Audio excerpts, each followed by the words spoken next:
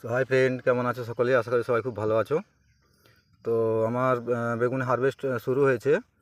51 দিন থেকে আমার বেগুনে হারভেস্ট শুরু হয়েছে। তো দেখাতে পাচ্ছি কীভাবে ফলন হয়ে আছে। এই গাছটাতে প্রায় 30টা বেগুন হয়ে আছে। এই ডাল ওই ধারেও আছে, এখানেও আছে, এরকম প্রচুর দেখাই।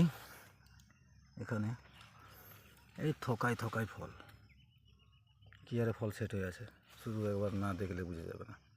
দেখুন, এটা ভিয়েনা 212 গ্রাফটেড চারা লাগিয়েছিলাম। তো আমার একটা সমস্যা দেখা দিচ্ছে এখন। তো এই ফলতে আরম্ভ হয়েছে, তো একটা দুটো গাছ ব্যাকটেরিয়াল উইল্টের কারণে মারা পড়ছে। জমির ভিউ, একটা দুটো গাছ ব্যাকটেরিয়াল উইল্টের কারণে মারা যাচ্ছে। তো মরা গাছও দেখাচ্ছি আমি কীভাবে ঝিমিয়ে পড়ছে। যে এটা এত সুন্দর গাছ, এটাতে লেগেছে ব্যাকটেরিয়াল উইল্ট, ঝিমে যাচ্ছে। কী বলবো, এই গাছেরও ফল সেট প্রচুর, এইভাবে ফল সেট।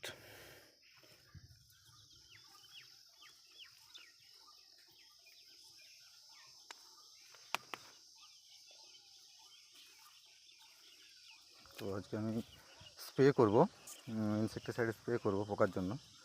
তো সেটাই দেখাই আগে কী স্প্রে করছি। নিয়েছি ডুপন্ডের কোরাজিন, তার সাথে অরিজিনের নিম তেল আর ডুপন্ডের কোরাজিন, এই দুটো একসাথে মিশিয়ে স্প্রে করব। দেখা যাক কেমন কী রেজাল্ট হয়, অবশ্যই জানাবো।